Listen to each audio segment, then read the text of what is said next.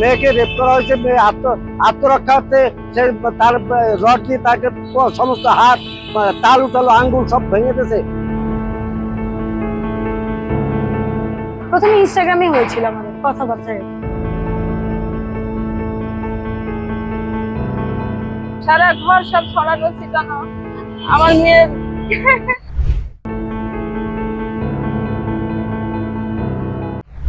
ইনস্টাগ্রামে পরিচয়, তারপর গভীর বন্ধুত্ব। সেই টানেই সীমান্ত শহর বেনাপোল থেকে রাজধানী ঢাকায় ছুটে আসে 16 বছরের কিশোরী লামিশা।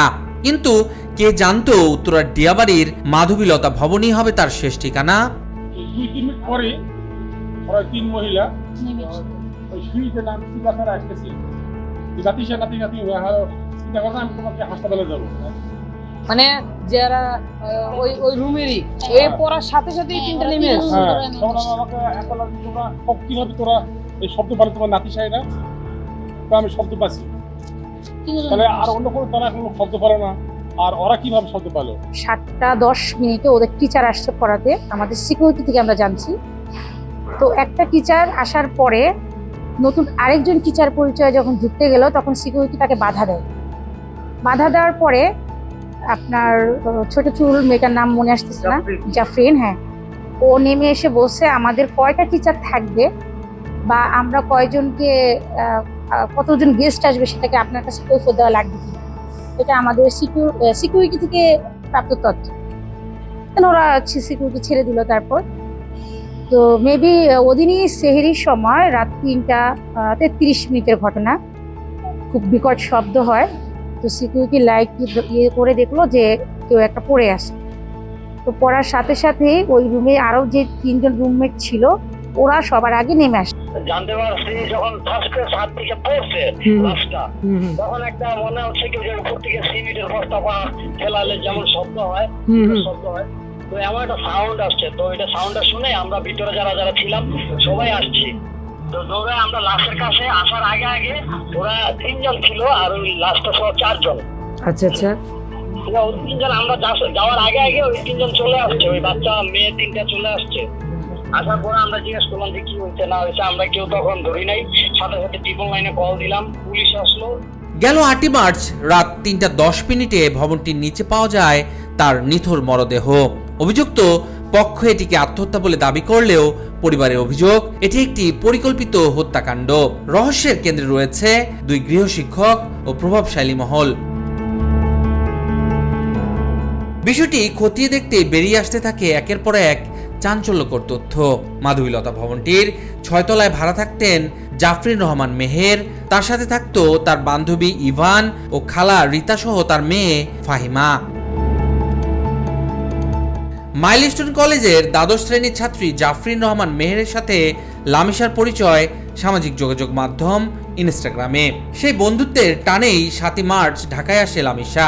ঘটনার রাতে ওই রুমে জাফরিন ও লামিশা ছাড়া উপস্থিত ছিল ইভান ও ফাহিমা নামের আরো 2 বান্ধবী এবং তাদের 2 গৃহশিক্ষক। যাওয়া কপটে স্বীকার করেছে ইভান। রহস্যের শুরুটা এখানেই। উনি আসছিল 7টার দিকে।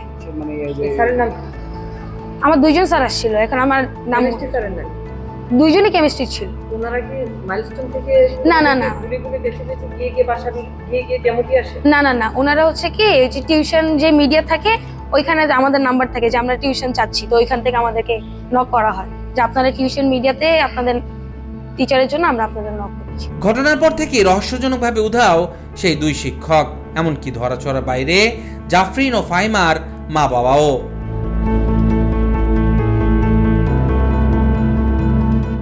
লামিশার মায়ের দাবি মাধবীলতা ভবনের 6 তলার সেই কক্ষটি ছিল সেদিন লন্ডভন্ড। বিছানা ছিল তছনছ আর সেখানে ছড়িয়ে ছিল অসংখ্য সিগারেটের অংশবিশেষ। সে আমার মেয়েও বলতো জাফরিন খুব ভালো মনের মানুষ, আমার এই ছবি টবি নিয়ে ঝামেলা হচ্ছে, ওই আমার গিল কাছে ওই আমার ছবি টবি সব ডিলেট করে দেবেন, তাই আমার বারবার দিকে নিয়ে যায়। লাস্টের বারের দিকে নিয়ে আসলো, নিয়ে এসে কথা হয়েছে কি হয়েছে ওদের রাত্রি জানি না কি। যাওয়ার পরে দেখছি কি ঘরের ভিতরে সব দস্তাদস্তি জিনিসপত্র সব এলোমেলো, অঙ্গের কসমেটিক নিয়ে গেছিল, ব্যাগ সারা ঘর সব ছড়ানো ছিটানো।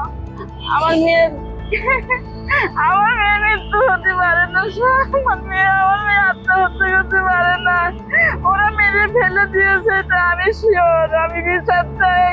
লামিশার বাবার বিস্ফোরক দাবি এটি কোনো সাধারণ আত্মহত্যা নয়, বরং মারধরের পর লামিশার নিস্তেজ দেহটি ওই কার্নিশ থেকে নিচে ফেলে দেওয়া হয়েছে।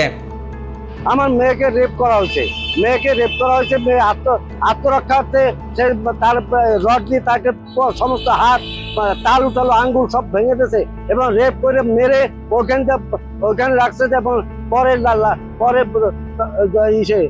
ছাদের উপর নিয়ে ফেলাইছে এবং এমন ভাবে পড়ছে যে নিচে একদম 1 ফুটের মধ্যে পড়ছে, 2 ফুটের মধ্যে পড়ছে। একটা লোক কার্নিশ উপর রাখি যেরকম ঠেলা মারিয়ে ফেলায় ঠিক সেইভাবে ফেলাইছে এবং আমি মনে করি এটা রেপ করা হয়েছে, রেপ করছে এবং মারছে এবং হত্যা করার পরে তারপরে অনেক পরে তারা পালাই গেছে। এদিকে ঘটনার রাতে ওই রুমে থাকা বান্ধবী লামিয়া দাবি করছেন জাফরিনের সাথে নাকি লামিশার তথাকথিত সমকামিতার সম্পর্কে ছিল। আমাদের একটু বেশি উদাসীন ছিল, মানে কেমন যেন বসে ভাবতেছে নর্মাল হয়েছে, দেন আমি আর কোনো কথা বলি না। দেন যখন রাতে আমরা কথা বলছি, মানে ও একদম নর্মাল, মানে বোঝা যেত মানুষ ফেক স্মাইল দিল, ও ফেক হাসতেছিল, বুঝতেছিলাম। দেন জাফরিন ওই দিন অনেক আদর করতে চাইছে, মানে নিজের মানে একটা ফ্রেন্ড, মানে ও জানে ওদের মধ্যে অনেক কিছু আছে, ওইভাবে অনেক আদর করছে। এমনকি লিটারালি ওর পায়ে টায়ে যখন ঠিক করে বলতে সে কী হয়েছে, কি নর্মাল কেন হইতেছে, এরকম অনেক বিষয় চাইছেন সবাই, আমাদের মধ্যে অনেক টেক কেয়ার করেছে। এবার জানি না হঠাৎ ওর রুমে একা ছিল, গান শুনতেছিল, তারপর বসে গেল। ঘটনার দিন গভীর রাতে ছাত্রীদের রুমে 2 গৃহশিক্ষকের উপস্থিতি নিয়েও রয়েছে ধোঁয়াশা। চাঞ্চল্যকর তথ্য হলো সেই গৃহশিক্ষকরা জাফরিনের বাবা জহিরুলের সৌরবিদ্যুৎ কোম্পানির কর্মী। ঘটনার পর থেকে রহস্যজনকভাবে উধাও সেই 2 শিক্ষকও। এত প্রশ্ন যখন উঠেছে তখন কি বলছে মামলার তদন্তকারী কর্মকর্তা? পুলিশ জানি না কেন এইটার করে, জাফরিন এবং ইভা এবং ওই যে ফাইমা এদেরকে রক্ষার জন্য পুলিশ অন্যরকম কথাবার্তা বলে, আমি জানি না কিছু। এবং আইও যে আছেন, ওই আইও মেহেদি হাসান, সে মনে করে যে আসামি পক্ষের লোক, সে আমার সাথে যেভাবে কথা বলে মনে হয় সে আসামির পক্ষের লোক। একটা বিষয় 2 মিনিট একটু যদি সময় দিতেন। আমি এখন কথা বলতে চাচ্ছি না, আমি ঘুমাই যাচ্ছি, ডিউটি করে আসছি, ঘুমাই যাচ্ছি। উত্তরা বিভাগের অতিরিক্ত পুলিশ কমিশনার আহমদ আলী ক্যামেরার সামনে কথা না বললেও তিনি জানান এই ঘটনায় তুরাগ থানায় একটি অপমৃত্যুর মামলা দায়ের করা হয়েছে। বিষয়টি নিয়ে অধিকতর তদন্ত করছে পুলিশ। লুকিয়ে থাকা রহস্য কি তবে অন্ধকারই রয়ে যাবে, নাকি বেরিয়ে আসবে প্রকৃত সত্য? কে শোনে কার কথা টিম এই জট খুলতে বদ্ধপরিকর, কারণ সত্য যেখানে নিষ্পেষিত এবং প্রভাবশালী মহলের আড়ালে ঢাকা, সেখানে এই প্রশ্ন তুলবে চ্যানেলস। দেখতে চোখ রাখুন আগামী পর্বে।